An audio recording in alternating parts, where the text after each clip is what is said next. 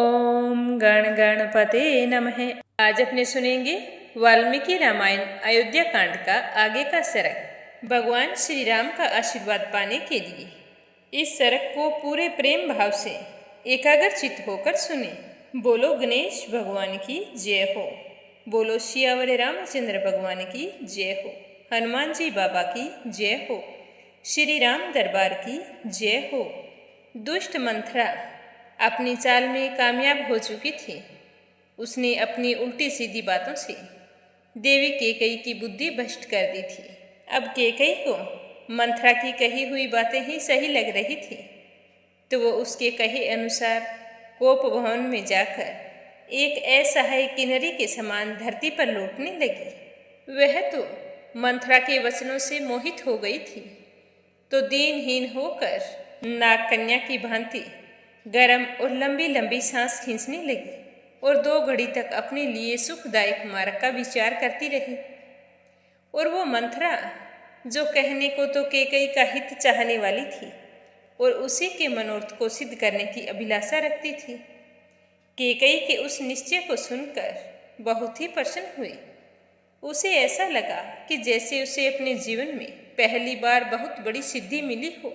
तो खुश होते हुए वह तो कोप भवन से बाहर आ गई और केकई ने अपने पुष्पहारों और दिव्य आभूषणों को अपने शरीर से उतारकर फेंक दिया।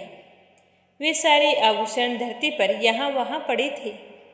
जैसे छिटके हुए तारे आकाश की शोभा बढ़ाते हैं, उसी प्रकार केकई के फेंके हुए वे हार और आभूषण धरती माता की शोभा बढ़ा रहे थे। और केकई मलिन से वस्त्र पहनकर अपने बालों को बिखेरे हुए कोप भवन में पड़ी हुई थी। और उधर राजा दशरथ मंत्री आदि को श्री राम के राज्याभिषेक की सारी तैयारी की आज्ञा देकर सबको सब कुछ समझाकर कहा कि सही समय पर उपस्थित हो जाना, और फिर स्वयं रनिवास की ओर चले गए। राजा दशरथ मन ही मन सोच रहे थे कि आज श्री राम के अभिषेक की बात सिद्ध हो ही गई है। अब श्री राम का अभिषेक होने से कोई नहीं रोक सकता, और यह समाचार शायद रानी को अभी तक मालूम नहीं है। आज मैं ही जाकर उसको बताऊंगा। तो ऐसा विचार करते हुए जितेंद्रिय राजा दशरथ अपनी प्यारी रानी को यह प्रिय संवाद सुनाने के लिए अंतःपुर में प्रवेश करते हैं। उन महायशस्वी नरेश ने पहले केकई के श्रेष्ठ भवन में प्रवेश किया, तो उस समय राजा दशरथ इस तरह शोभा पा रहे थे जैसे सफ़ेद बादलों से भरे हुए आकाश में चंद्रमा शोभा पाता हो। उस भवन में तोते, मोर, क्रोंच, हंस आदि पक्षी कलरव कर रहे थे, और साथ ही वहाँ पर बहुत ही मधुर ध्वनि गूंज रही थी। उस महल में बहुत सारी कुब्जा और बोनी दासियाँ इधर उधर घूम रही थी। चंपा और अशोक से सुशोभित बहुत से लता और चित्तर उस मंदिर की शोभा बढ़ा रहे थे। राजा मन ही मन बहुत ही खुश थे। हाथी दांत, चांदी और सोने की बनी हुई वेदियों से संयुक्त उस भवन को नित्य फूलने फलने वाले वृक्ष और बहुत सी बावड़ियाँ सुशोभित कर रही थी। वहाँ पर हाथी दांत, चांदी और सोने के बने हुए उत्तम सिंहासन रखे गए थे। नाना प्रकार के अन्न, पान और भांति भांति के भक्ष्य भोज्य पदार्थों से वह भवन भरा पूरा दिखाई दे रहा था। वहाँ पर कोई भी चीज का अभाव मालूम नहीं पड़ रहा था। बहुमूल्य आभूषणों से संपन्न केकई का वह भवन स्वर्ग के समान शोभा पा रहा था। और जैसे ही राजा दशरथ ने अंतःपुर में प्रवेश किया, तो वहाँ पर केकई की सैया खाली दिखाई दी। उनकी प्यारी केकई वहाँ पर नहीं थी। राजा दशरथ रानी केकई से मिलने के लिए बड़े ही बेताब थे। वे रानी की प्रसन्नता बढ़ाने की अभिलाषा से इधर उधर रानी को ढूंढने लगे, पर केकई को वहाँ ना देखकर उनके मन में बड़ा ही संशय हो रहा था। तो वे बाहर रानी के बारे में पूछने लगे कि रानी केकई कहाँ गई, क्योंकि इससे पहले रानी केकई राजा से पूछे बिना कहीं नहीं गई थी। जब राजा आने वाले होते थे, तो वह राजा के इंतजार में अपने शयन कक्ष में बैठी होती थी। इतने वर्षों में यह पहली बार हुआ था कि राजा दशरथ आए थे और रानी वहां पर मौजूद नहीं थी। राजा ने पहली बार सोने भवन में प्रवेश किया था। अब राजा के मन की आशंका बढ़ने लगी। वो बाहर आकर कैकेयी के बारे में पूछने लगे।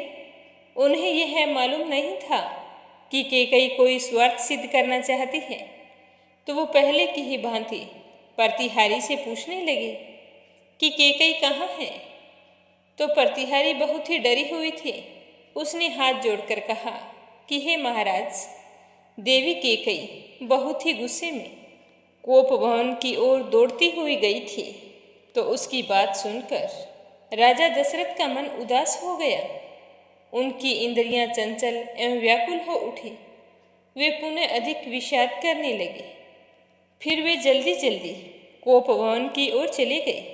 वहां जाकर देखा तो कैकेयी तो बड़ी ही दीनहीन हालत में भूमि पर पड़ी थी। इस तरह लेटना कैकेयी के लिए किसी भी तरह से योग्य नहीं था।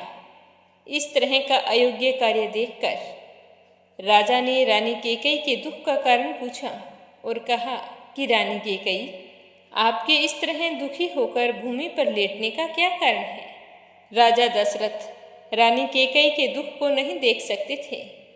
राजा दशरथ बूढ़े थे और उनकी वह पत्नी तरुणी थी, अतः वे प्राणों से भी बढ़कर उससे प्यार करते थे।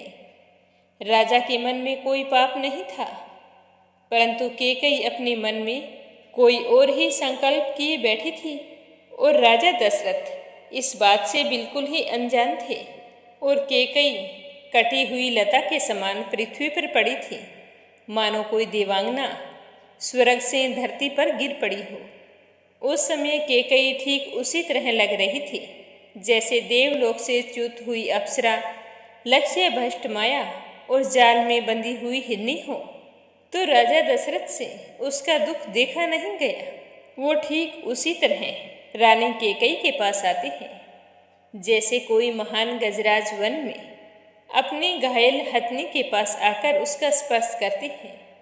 उसी प्रकार राजा दशरथ भी महान दुख में पड़ी हुई कमल नयनी अपनी पत्नी का स्नेहपूर्वक दोनों हाथों से स्पर्श किया। लेकिन स्पर्श करते समय राजा दशरथ के मन में एक भय था कि रानी कैकेयी आज ना जाने क्या कहेगी और क्या करेगी।